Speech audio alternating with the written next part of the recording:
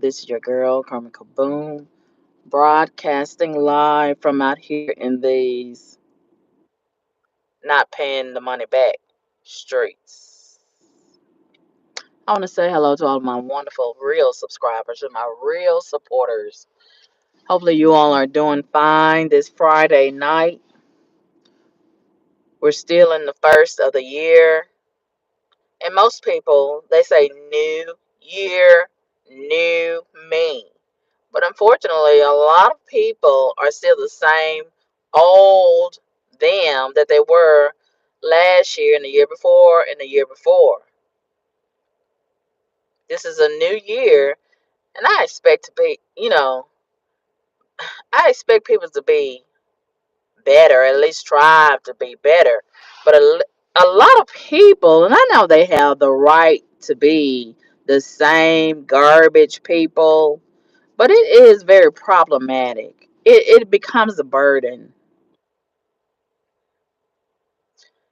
And it's no way to tell that you're dealing with a garbage person until you get burnt by that garbage person. And the thing about these garbage people, they don't just stop at one person. They just go through life burning people one after another. And a lot of them move around to different places, you know, move around, and they are predators. They prey on other people and they hide in plain sight. So I want to talk about my experience, and this is really weighing heavily on me real bad because to a certain degree I really had some level of respect for this person. And times are hard, especially now during inflation, right? A lot of people need help. I need help every now and again. Some people are ashamed to ask for help, and some people are not. Some people are just bold about it. And it's one thing, some people ask for help within the family. You have a brother or sister, or maybe your dad or your child or your sister or your brother or niece or nephew or uncle or whoever, your cousin. It's one thing to loan money amongst your family members or maybe a close friend or a neighbor. But then you have a whole nother level of loaning money and asking to loan money, borrow money when you're on the job. Oh, it gets real complicated when you start asking for money on the job amongst your coworkers. Lending money between coworkers, it might be sort of common. I'm not really sure. Over the years, I have developed rapport with some coworkers, and I have asked to borrow money, and I paid them back. Ordinarily I pay them back. I can't remember a time when I didn't, but ordinarily it's somebody that I'm real close to. I don't just walk up to a strange coworker that I don't even talk to or I don't even like and ask, "Hey, can I borrow some money?"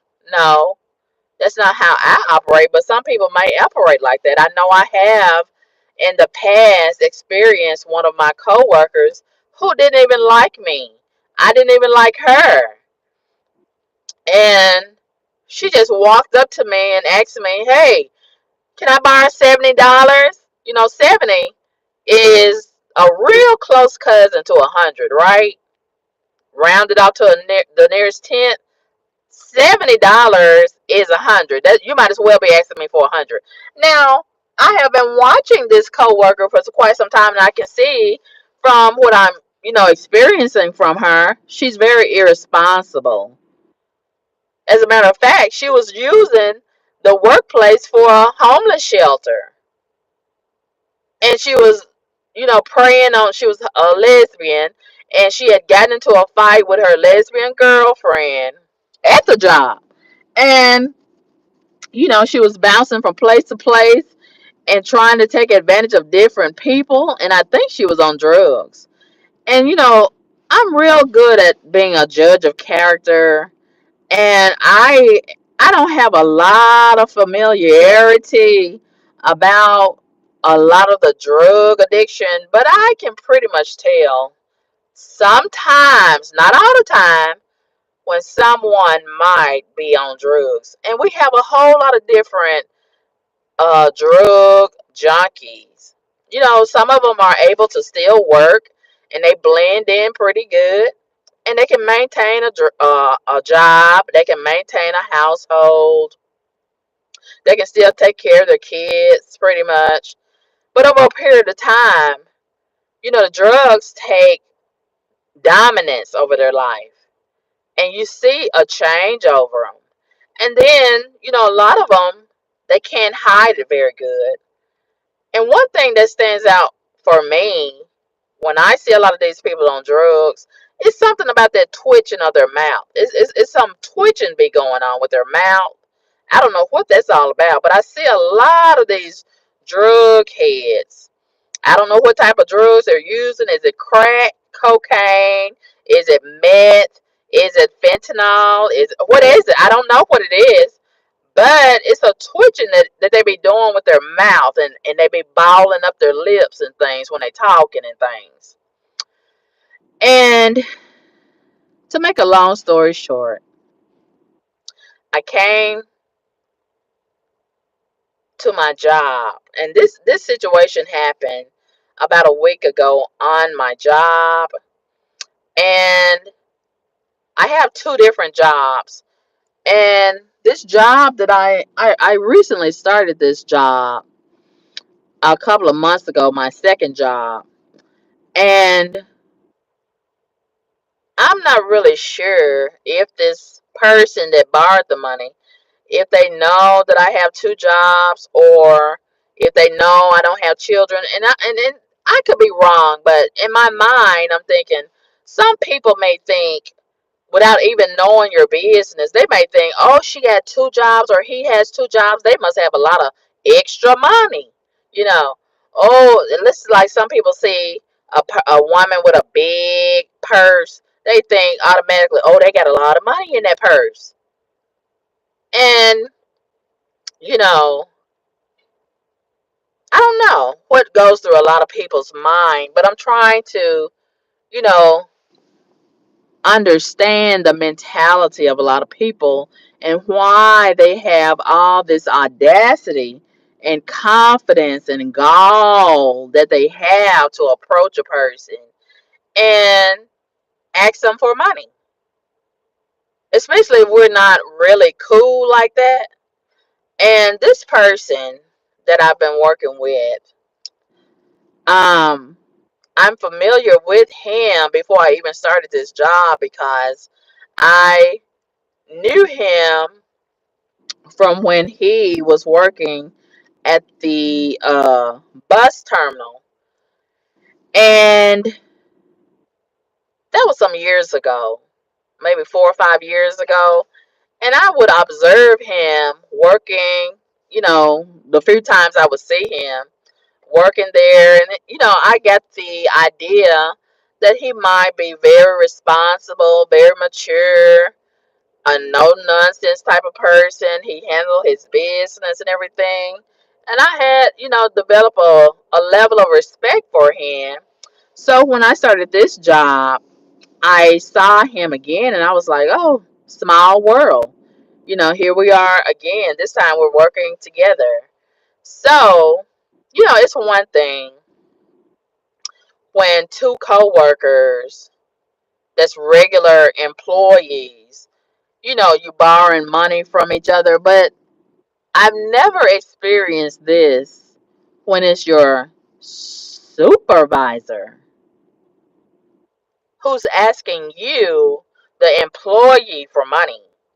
And I wasn't going to talk about this, but because of where it has gone to this point today, it really, really hurt my feelings to the point that it drew tears from my eyes. I actually cried about this because it hurt bad how this man has done me today. And it really took me by surprise. I'm really, really surprised about how he has acted. And these people, a lot of these people that borrow money from you, they be acting like you did something wrong to them when they won't pay you back. That's the part I don't understand. It's a way to do anything. I'm a very understanding person, but I can't understand the level of disrespect when you borrow something from me, whether it be money, my clothes, my sugar, my whatever it is. And you say that you're going to give it back to me. Word used to be bond, but in this generation, words, they hold not a whole lot of weight. People don't mean what they say. And I'm not familiar with those type of people because I came from a different era when people respected each other and they kept their word and they value people. They did what they say they would do. But now, not so much. What do you do when it's your supervisor that's asking for money on the job? Or you can look at it as begging. And because it's just between you and your supervisor, nobody else knows about it. Nothing is written on paper. So it's your word against theirs. And I'm not the type of person, even if it's not the supervisor, I'm not the type of person to have a confrontation with anybody about money. That's not what I do. I think that's real low vibrational. I think it's real ghetto. And all you got to do is show me one time that you are not trustworthy and you're not a person of your word, and you don't have to ever worry about me as far as coming to me and asking me for anything ever again. I'm tired of being the bigger person. I'm tired of being the good guy. I'm tired of being the reliable bridge that a lot of people can depend on to cross. And they don't mind burning that bridge when nobody else gives a shit about them. But they know they can always come to me because why? Oh, I'm a Christian. I'm so nice. I be smiling all the time. No matter what I'm going through, I treat everybody right. And because I'm so subdued on the job for the most part, a lot of people, they observe me like I'm observing them.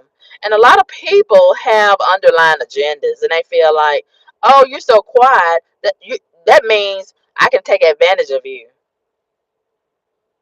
And it's almost like you molested me and I can't tell nobody because who's gonna believe me?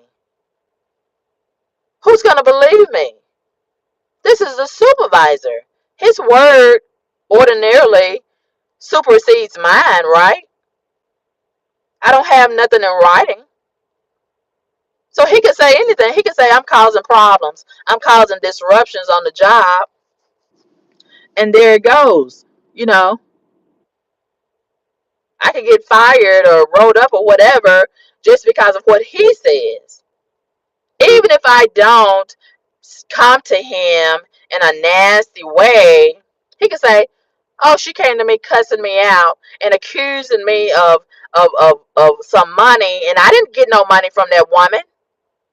It could go like that. But I was talking to one of my other coworkers about it, and I said I wasn't even going to mention this. And I said I wasn't, and I was not if he had been a man of his word.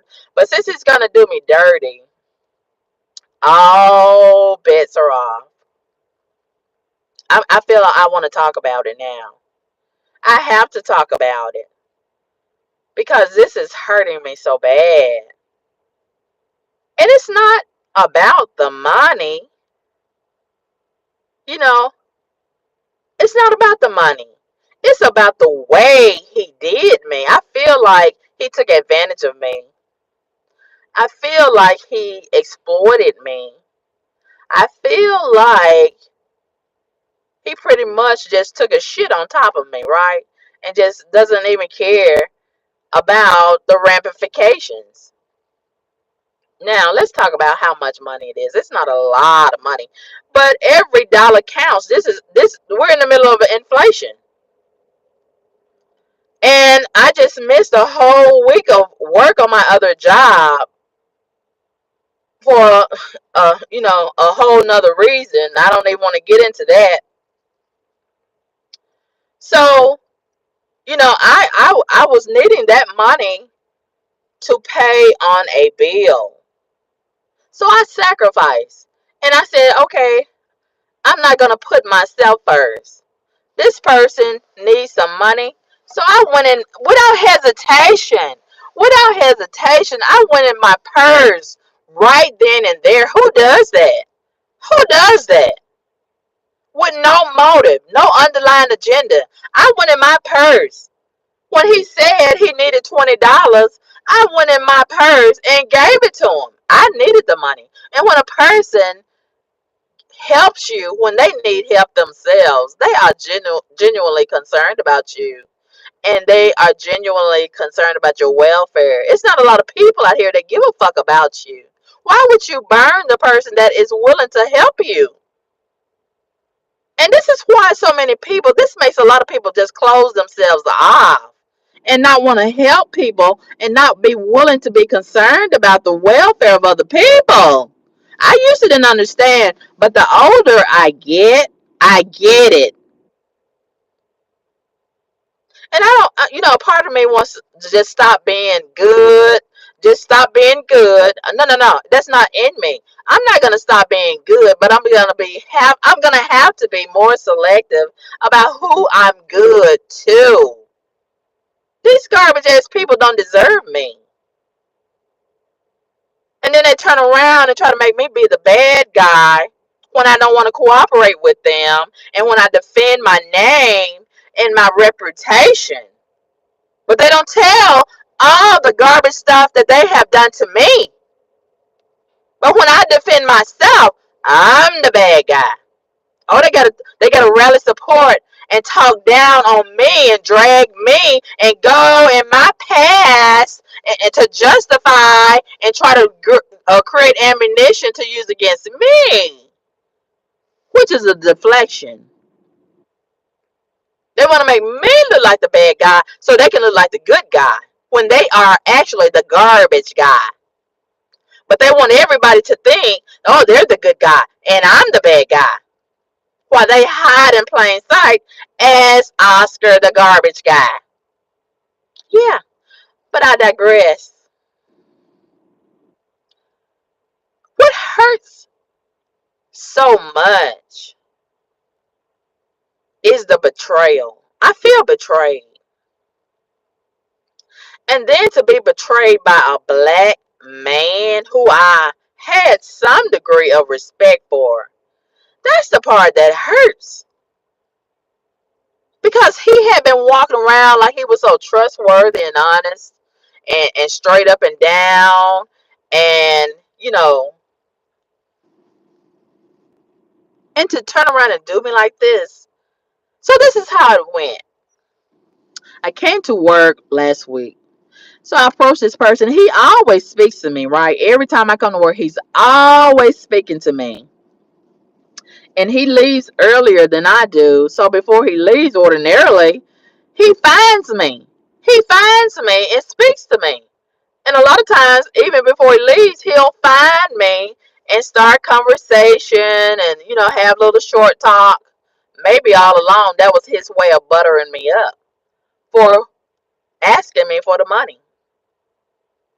So today, okay, before that, last week when I came to work, I saw him. He was the first person that I saw when I came to work. So just like always, I said, hello, how are you doing today? He's like, okay, hello, how are you? I'm doing okay, blah, blah, blah. And I was like, you okay? Because he was looking kind of despondent, right? So he was like, yeah, I'm okay. I just need $20. I said, oh, okay. He said, you got $20? I said, yeah, I do. He said, I'll give it back to you next week. Are you going to be here next week? I said, yeah, okay, no problem. So I went in my purse and gave him the $20. Mind you, I needed the $20 for myself to pay a bill. So I put myself second. I'm putting God first. I'm going to always put God first. But I'm putting him and his needs before mine at that moment. I said, okay, I can sacrifice his $20. Because I know he seems trustworthy and he's a supervisor. I'm surprised that a supervisor is asking me, the employee, for some money. Of course, he makes more money than me. I don't know about his household situation. I don't know his financial situation, but he's a supervisor. Supervisors don't ask their employees for money ordinarily. I don't think. I've never had a supervisor to ask me for money. And on most jobs, that's a no-fly zone. Most jobs tell you you're not supposed to be passing money, amongst each other. And you certainly don't ask the supervisor for money, and the supervisor does not ask the employees for money. But, some jobs, a lot of people fly up under the radar and do what they want to do. So,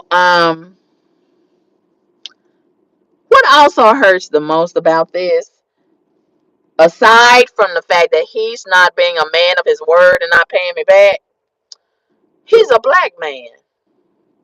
And for some people, that may not mean anything, but it means a whole lot to me because God created the black man to be the leader and the provider of the black woman, the black child, and the black community. And a lot of them have neglected their position and their post. And a lot of people, have accepted this as the norm. I'm not ever going to accept this as the norm. Black men, I need you to get in your position. I need you to get back in your position. Okay? I'm not ever going to accept anything less from black men. And I'm not okay, and I'm never going to be okay with a black man taking advantage of me as a black woman. I'm not ever going to be okay with a black man exploiting me for his own personal advantage and gain. I'm not ever going to be okay with a black man just using me and walking off like nothing ever happened.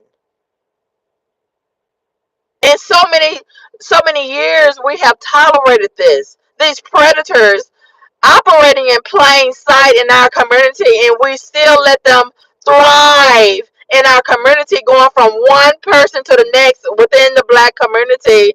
Full-fledged predators preying on unsuspecting people and getting away with it. And when you say something, oh, you're being a hater. Oh, you're talking down on your own people. And they bully so many people into submission and try to shame you for saying something and speaking out and addressing and identifying the predators. And they give the predators a pass.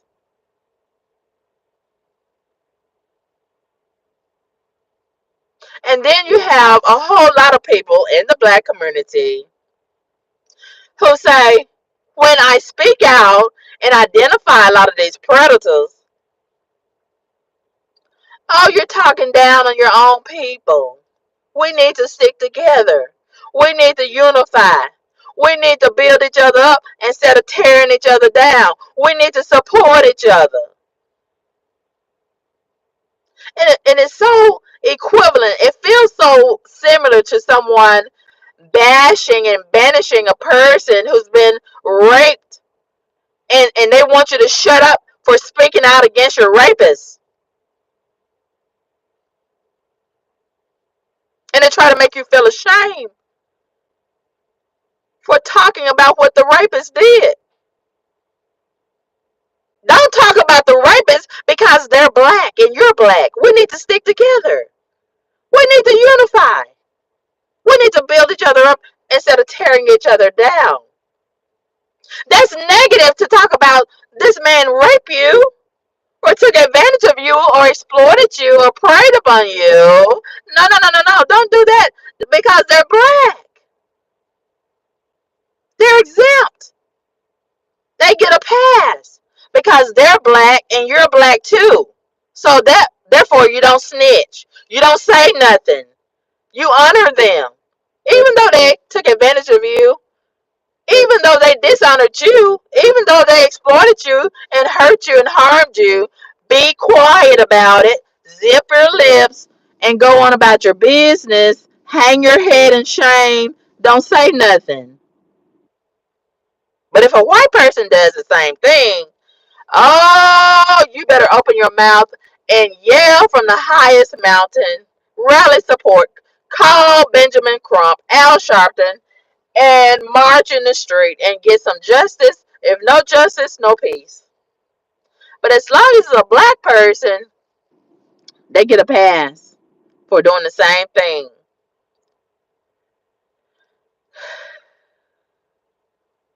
I'm tired of that. I'm tired of protecting the predators within the black community.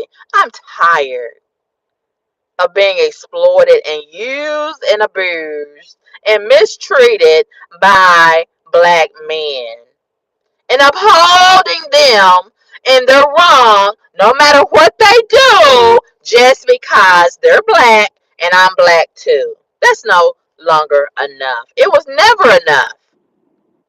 Wrong is wrong no matter what color the wrongdoer is. So all week long, I've been waiting for today because I needed my money. I needed to pay my bill. The bill collector has been calling and texting me and worrying the shit out of me. And I want to pay my bill, right? So today, when I go to my job, I notice the supervisor wouldn't even speak to me. And the supervisor has been dodging me, just walking around, trying his best to avoid me. Like I'm the bill collector. Like I'm the one that's in the wrong.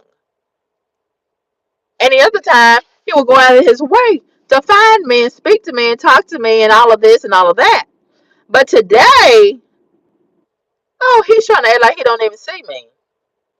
He's just walking around with his head looking straight ahead and trying his best not to even look my way. And I was talking to another coworker about a female, and she said, well, maybe you ought to just go up to him and approach him and ask him, where's my money? No, I'm not going to do that. He knows he owes me money. When people borrow money from other people, they know that they borrow money from the other person.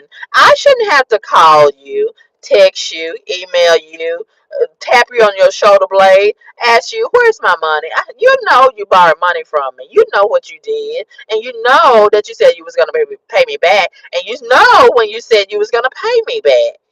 I shouldn't have to remind you and ask you, where's the money?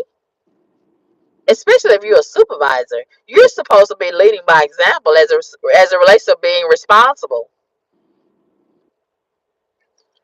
So this whole day, I shouldn't say this whole day, but for several hours now, this supervisor's been ignoring the hell out of me. And I could not believe it. This man is not even speaking to me.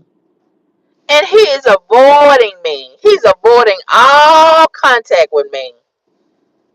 And I cannot believe it. And my coworker was saying, well, if it was anybody else, they were doing dirty just like he doing you dirty. Somebody else, they might do something to his vehicle. You know, they might send somebody up here and catch him off guard and find out his schedule and put this in his tank or do that or this, that, or the other. Yeah, this is a dirty ass city.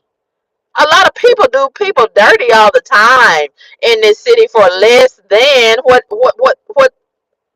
I lent this man. People do you dirty and get your back and get their lick back for $5 or $1.50. But you know what? I'm not gonna say nothing to that man about that $20. I'm just glad that I didn't lend him more than that. But at the time, in my mind, if he had asked for more than $20, I probably would have given him more than $20, even though I needed it. Just because that's the type of person I am. Just because that's how I'm built.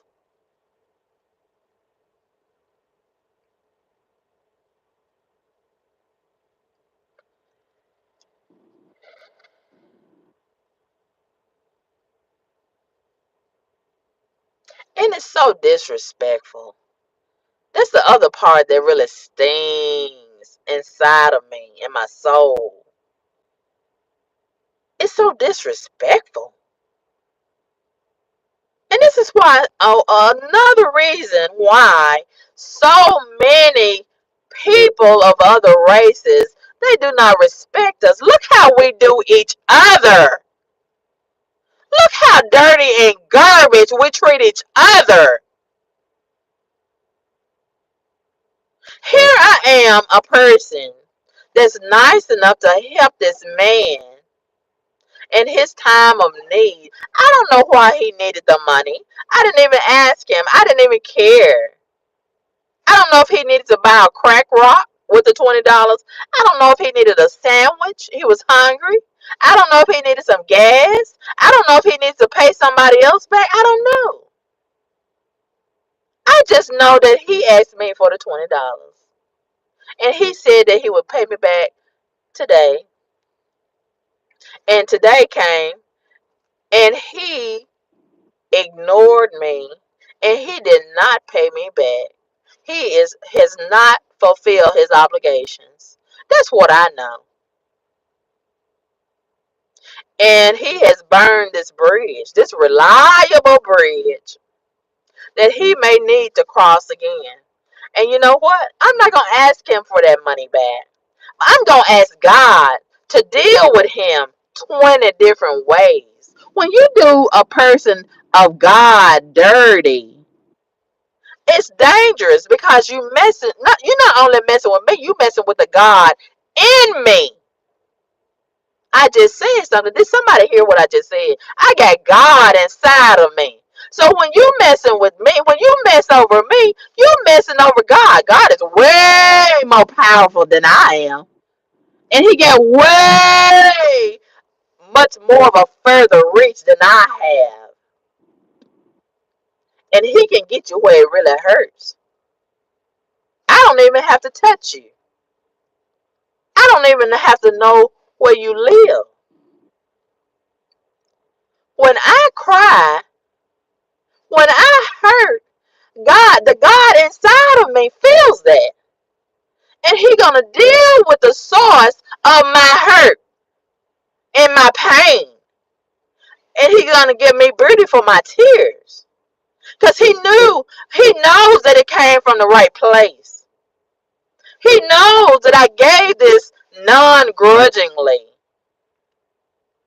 He saw me when I helped my brother without no strings attached, without no underlying agendas. I helped my brother, but my brother took advantage of me, his sister. That's why I get so disgusted when a lot of these black men come to me and come at me with this, hey sis, hey sis, hey queen, queen this, queen that, sis this, sis that. Get the fuck out of my face with that because I know you don't mean it.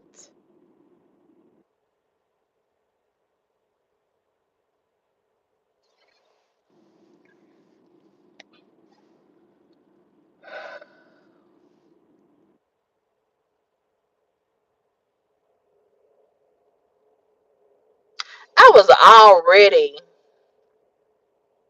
contemplating going to another job because I really don't feel a lot of respect that I'm being given at this job. And I feel like to a certain degree, I'm being cheated in my money that I make on this job. I don't feel there's a lot of communication that's needed between the employees from the supervisor on this job. I don't feel totally safe on this job. It's a lot of things that I have been thinking about that have caused me to say, hey, this employer and these employees that I work with and these supervisors, they don't really value me. And I have to feel valued. And I don't think that's a whole lot to ask. And I have taken it and taken it and taken it in silence. And I've been moving in solace and keeping it to myself and crying privately about it.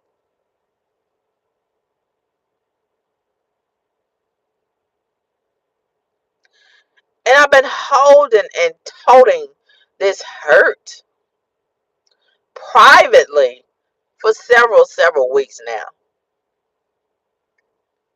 It's one thing when a person tell you they don't really care nothing about, but when you can feel a person don't care nothing about you, when you feel that, that's another level of hurt to deal with. And I gotta feel that you care for me and you value me and you respect me on a job. I'm here to help you as well as help myself.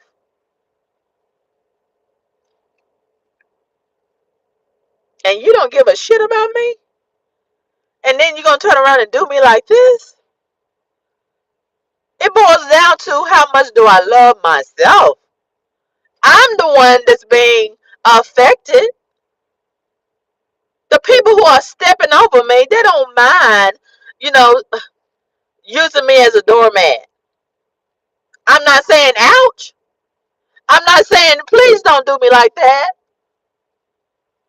I'm not saying nothing. So the more I take, the more they do.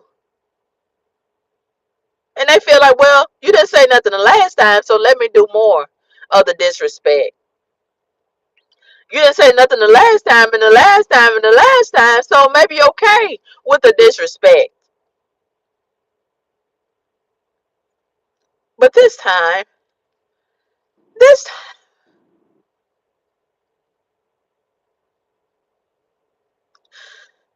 this time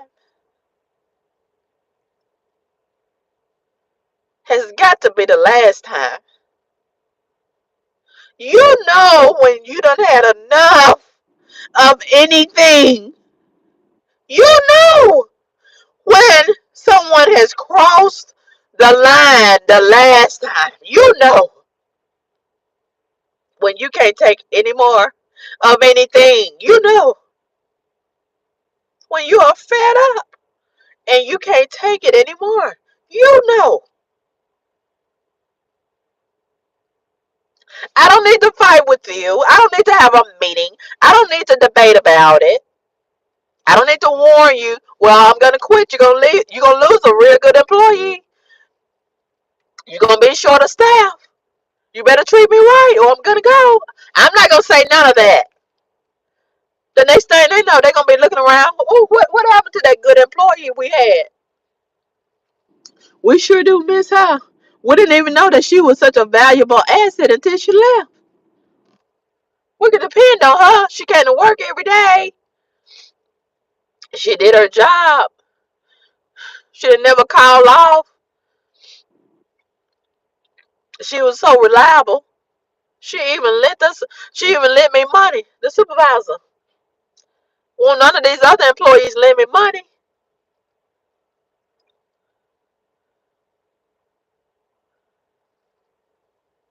They're not gonna miss me until I'm gone. and I find another employer that values me and that treats me the way I want to be treated, it makes me feel like I'm valuable and I'm an asset to their company. And they're gonna recognize my efforts and compensate me the way I deserve to be compensated and reward me when I deserve to be rewarded and communicate with me and tell me things that I need to know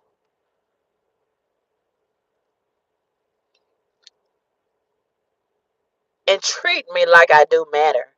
I don't feel like I matter to this company. A lot of times I can remember two of the superiors, one of the other supervisors and one of the owners of the company. I can remember texting them and they didn't even bother to text me back. I can remember calling them, including the supervisor who borrowed the money. I called them and they wouldn't even answer the telephone. Everybody sees a missed call on their phone. Everybody, every phone network, every phone company. No matter what phone you have, if somebody calls you, you have a missed call on your phone. They wouldn't even answer the phone. I wasn't important enough to them. They wouldn't even answer their telephone, and I took it. I made a mental note of it. I didn't say nothing, and I took it. It hurt. I didn't say nothing. If it had been anybody else who probably don't even come to work and probably a shitty employee, probably cussing and acting all kind of disrespectful and uncivilized ways, they probably would have answered their telephone. They would have texted them back. They would have gave them the raise that they deserved. They would have gave them the day off. They wouldn't have had to beg for the day off. They just wouldn't even show up. They wouldn't even ask them could they take off. They just take off whenever they get ready. Probably leave when they come to work. Probably stealing time. Lying like they on the clock when they not even at work. A lot of these jobs, they value those type of garbage people. And they shit on people like me. And then they realize what a good thing they had when we're gone. Instead of treating us with some respect while they have us. That's crazy to me.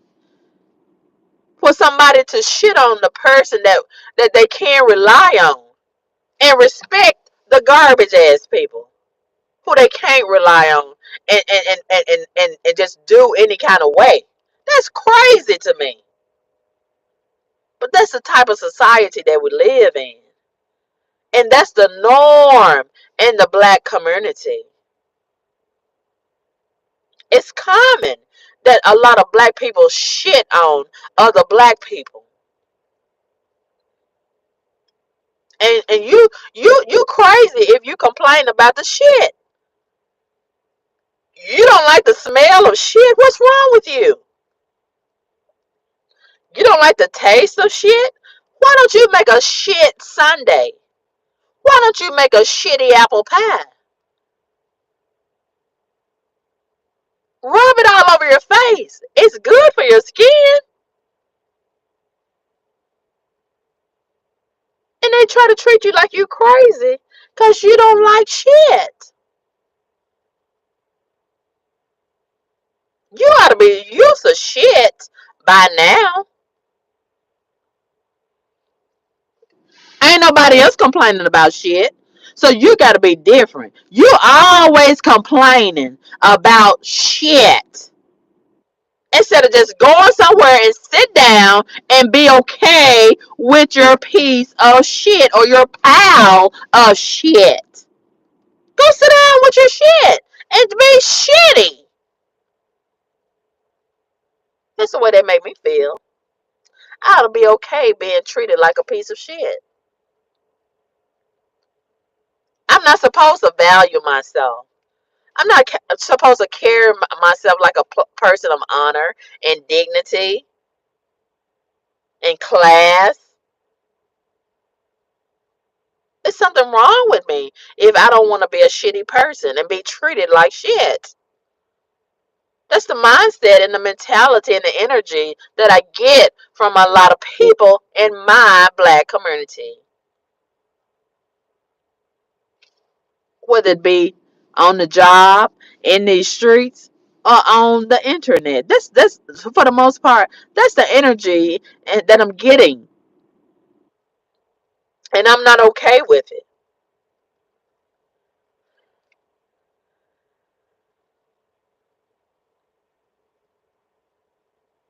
But I thought I would do this video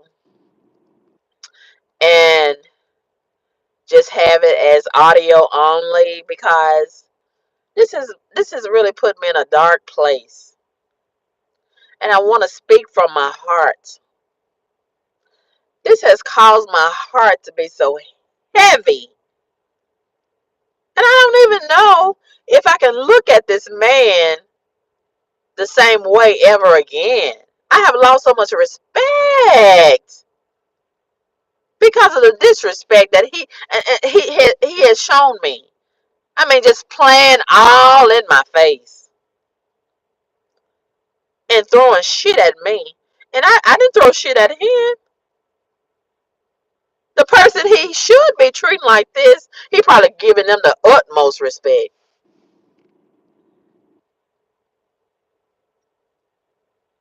I don't understand that. And I probably will never understand that. And I have to be okay with never understanding that. And I cannot let me be affected by this. I gotta pray.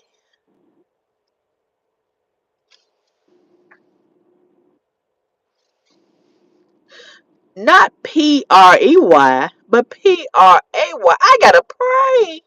I gotta pray hard for God to not let my heart be hardened by this experience.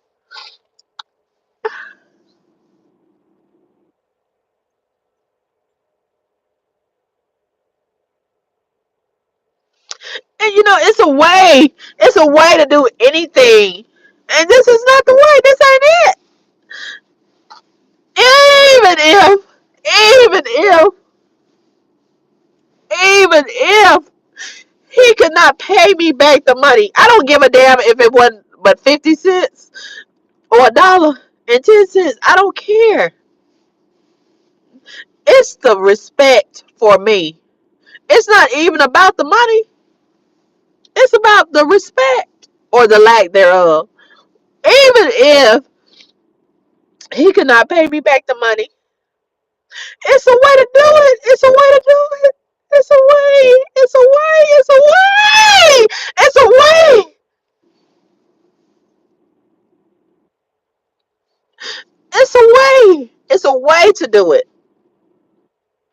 And the way he did this, it ain't it. That ain't it. Now let me put myself in that position. I borrowed some money from him or somebody else.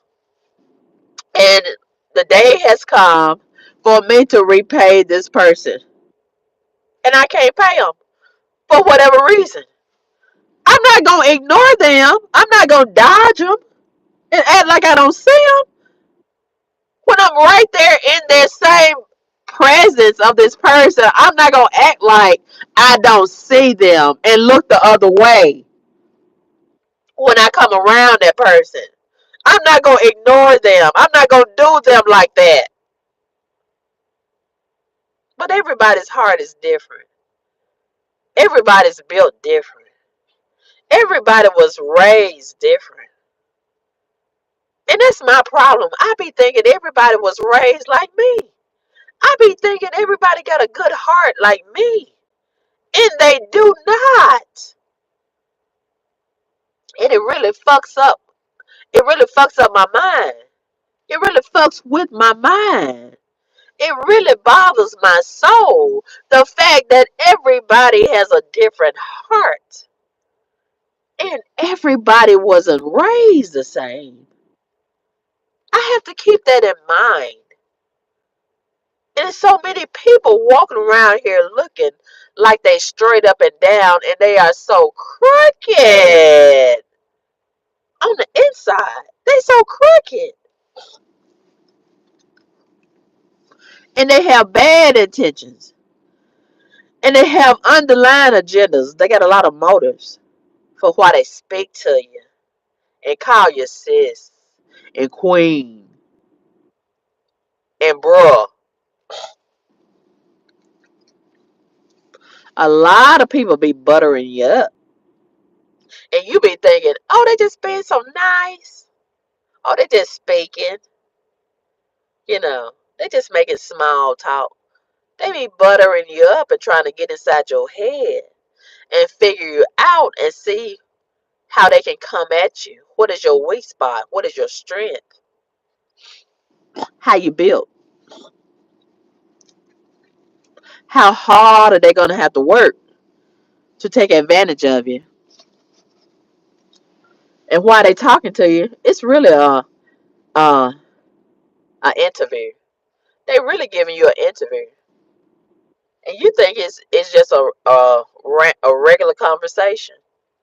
You just thinking it's small talk, and they be giving you a whole interview, trying to figure you out and get the layout. They want to learn you. They want to see how you're built. They want to see how you think. They want to see how easy you are.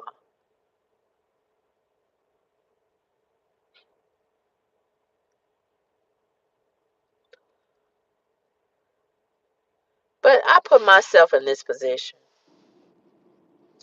If I had borrowed money from this man, my number one, that would have been off limits. I would never even ask my subordinate, someone that's an employee that works under me. I would never even ask them for money, number one. That person is off limits on the job, no matter how desperate I am. Okay? And like I said, I don't even know what's going on with him.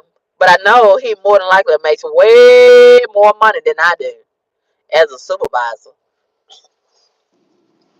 And, you know, having any kind of confrontation with him or any kind of dispute with him would not be very wise. You gotta pick your battles wisely. And, he's already told me he's affiliated with several different police in the city. And, you know, I think he is real close to the owner of the company where we both work. So I'm pretty sure that would not be very favorable for me to have any kind of confrontation with him.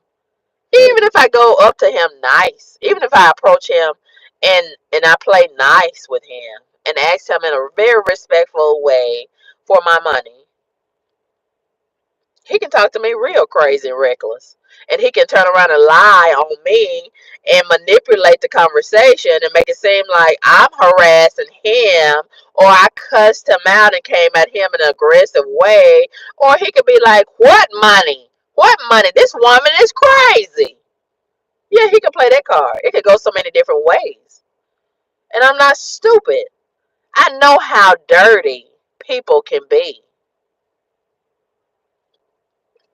So let's say I asked him for the money. Even if I was not the supervisor, let's say both of us are two employees, or whatever the status of us may be. We're two people, and I asked this other person for money, whether it be him, her, or anybody else. I borrowed money from a person, and I can't pay him back. So the day has come 1 week later when I told this person that I would pay him back. And I can't pay this person back. I'm not gonna, I know everybody does things differently. And I wish everybody would move in the same energy as I do. But everybody, unfortunately, does not.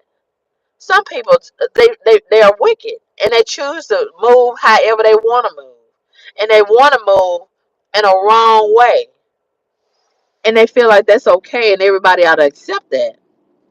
And they justify it and make excuses. And they want everybody to make accommodations for them. I think it's unrealistic. But, you know, a lot of people do like that and they get away with it for a certain period of time until they run up on the right person who won't accept it. And they don't have nothing to lose. And they wild out on them, you know. And this is that kind of city. A lot of people, you know, a lot of things happen to a lot of people for less, for less, you know. And so many people are connected to so many people, regardless of whoever you think you are.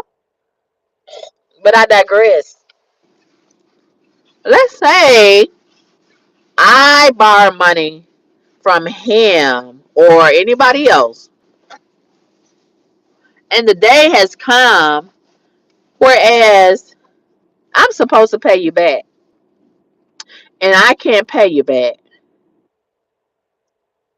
The way that I would handle that is just ordinarily, like what I always do. I speak to you when you come to work. I'm gonna still speak to you,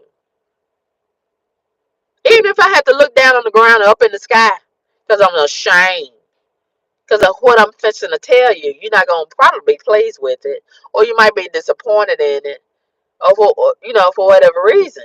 I might feel really embarrassed, and I could tell that he was embarrassed when I gave him that money. I could tell he was so embarrassed, and he avoided me the rest of that day, a week ago. And I felt bad for him because he was embarrassed that he had to come to me and ask me for money. Someone very likely, unlikely, and he probably never thought that he would have to ask me, a woman, his subordinate, for $20. That probably made him feel less than a man. And I felt bad for him because I could see his whole disposition was hung in shame. I could see it. But if it was me and I borrowed money from him or anybody else, like I said, and the day has come for me to pay you back, and I can't pay you back for whatever reason, I'm gonna still speak to you, even though I'm kind of embarrassed. I'm gonna still speak to you. Hey, how are you doing? I know I borrowed the money, and I said I was gonna pay you back today, but something came up, and I'm not gonna be able to pay you back today. But I'm gonna try my best to pay you back next week. I'm hoping that you can wait a little while longer, and I might just give you extra for having to wait. Is that okay? And you may or may not accept that. You may get mad at me. Oh no, I need my money today. You said you was gonna give me that money back today. You know, and it may lead to a whole confrontation. But I'm okay. You got the right to get mad because it's your money. You know, I wouldn't act like that, but I can't control how other people would react. But that's how I would handle that. But not saying nothing at all and not even speaking to the person that helped me, that's totally out of order. That's totally unacceptable. Not even speaking to me, really. That's disrespectful like a motherfucker. Forgive me, Lord, for cussing. That's very disrespectful. And not speaking to me, and then on top of that, you're gonna avoid me? You're gonna act like you don't even see me. You're not even gonna acknowledge me. You're gonna act like I'm invisible. You're gonna act like I don't even exist, and you're just a couple of feet away from me. You're gonna look the other way. Really, really. See, that's gonna make me feel like I regret ever helping you, and I'm not gonna never help you again. Never, ever, ever. And you may really, really, really, really, really need some help next time. And nobody else is probably gonna help you. And you're gonna remember, oh, I should have paid that woman back. She was the only one that I could rely on.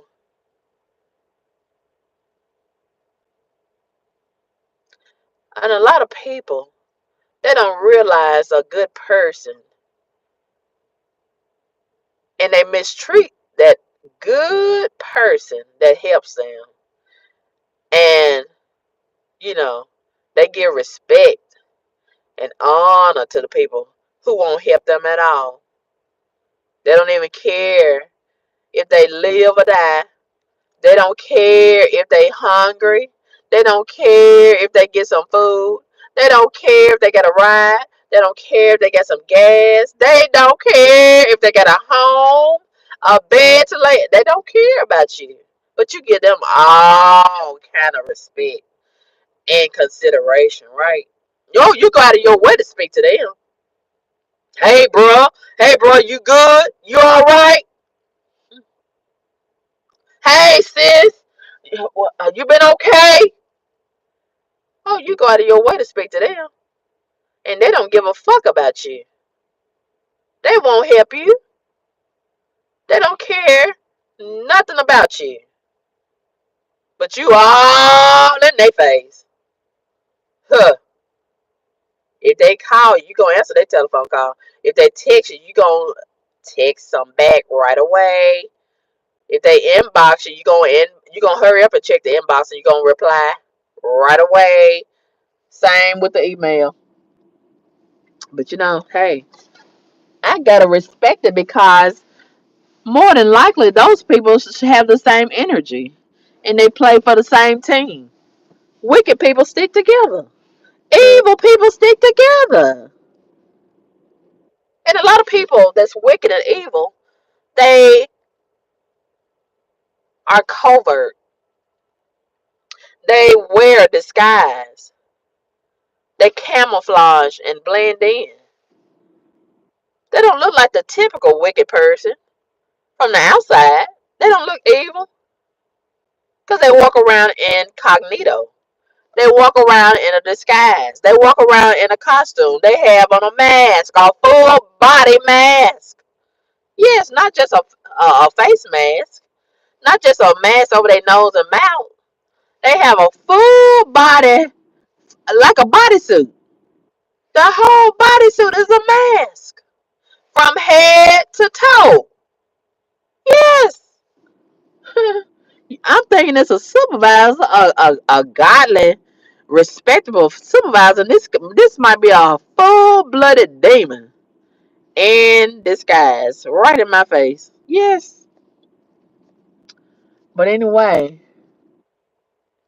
it really hurts. But God is still in the healing business. I'm gonna lift my hurting heart up to God and ask Him to heal me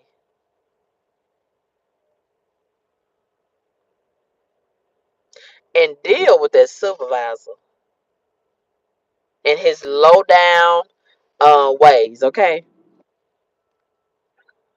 I can't let that rest on my soul because if you think about something long enough, that's when the devil comes in and he give you so many low down thoughts, and those thoughts will manifest because he'll have you watering those seeds that he plant in your mind, and there you go. When it manifests, it's gonna lead to some trouble. It's gonna lead to some destruction. Okay. And that's the thing. That's the thing about Satan. He comes at you in so many different ways, in so many agendas. And he'll set you up. He'll set you up for disaster. And then make it look so innocent on the surface. And the whole time, he was setting you up, lining you up the whole time. And he want to see how you're going to react. He want to see how you're going to respond. Yeah, I did you dirty. What you going to do about it? Yeah, I'm disrespecting you to your face. What you going to do about it? Yeah, I got a lot of nerve. I took your money and I ain't going to pay you back. I ain't going to speak to you. I'm going to ignore you. I'm act like I don't even see you. What you going to do about it?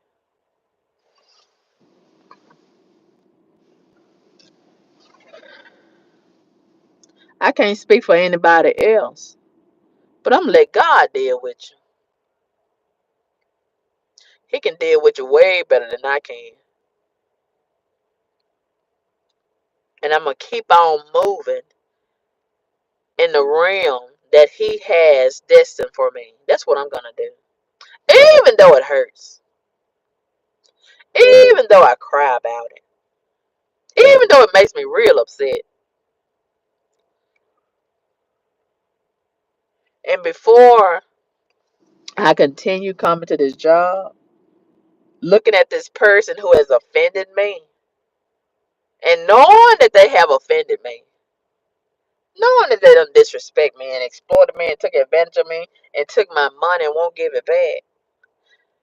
Before I let that just build up in me, and I keep on coming to this job, and my supervisor is the one that did it,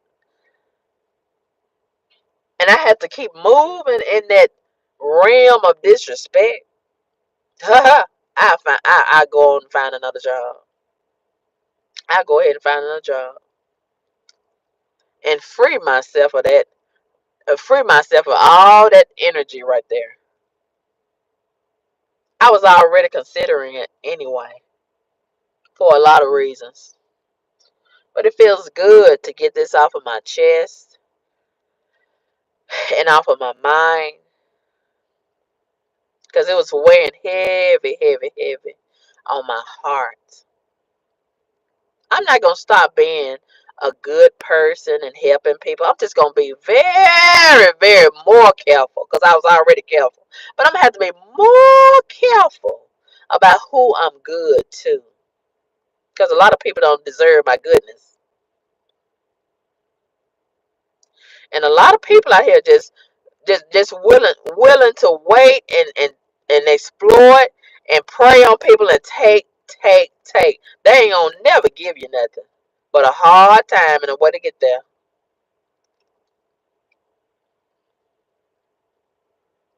So this is another notch under my belt, another lesson learned. I gotta be very, very careful, more careful with how I move out here amongst ungodly people. These predators who have underlying agendas. I got to be very, very careful how I move amongst these ravenous predators who are always lurking around out here in society, waiting on somebody to pounce on and exploit and use for their self-serving agendas. Holla at your girl. Be careful who you help out here in these streets, because some people, they only want to hurt you. You helping them, but they want to hurt you back. They don't want to help you back. They want to hurt you back. Be very, very careful and very selective about who you lend money to and who you help out here in these streets. I learned my lesson. But the thing about life, it's a whole lot of more lessons that I'm going to have to learn.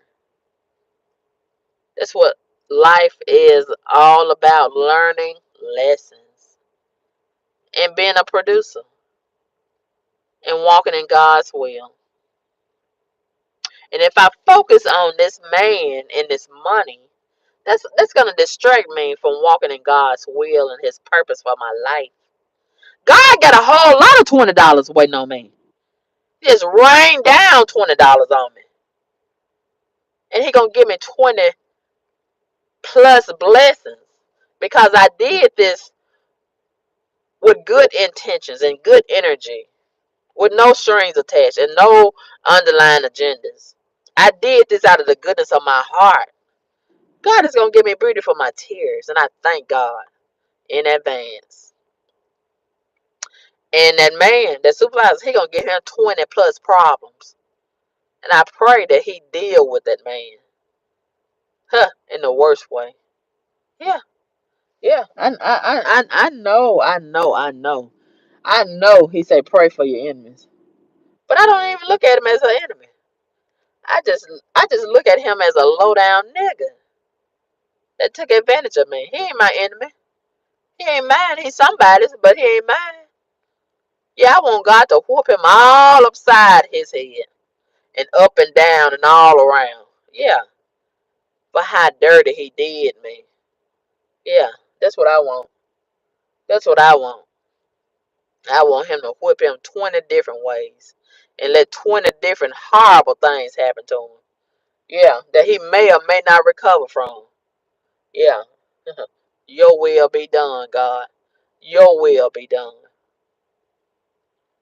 He did me dirty. And I pray to God he don't get away with it. Somebody may not even ask to borrow no money from him. Somebody might take the money from him. You gotta be careful how you do the people of God. Somebody might rob him. Yeah. Look at Bank of America. A lot of people woke up 2 days ago and their money was missing out of their bank account. A lot of these robbers is walking around in suit coats and jacket coats and things. It's bad when a whole bank rob you without a pistol. There's a lot of robberies going on and they don't have a pistol in their hand. Just robbing.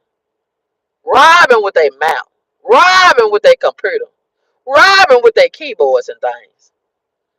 Robbery is robbery. Yeah. But anyway, it really hurts. It really, really hurts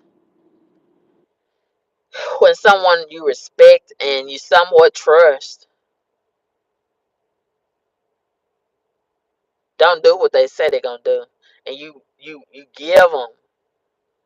Sometimes you might give them your last, and then you expect them to be a man or woman of their word and repay you, and they just throw doo doo in your face and go on about their business.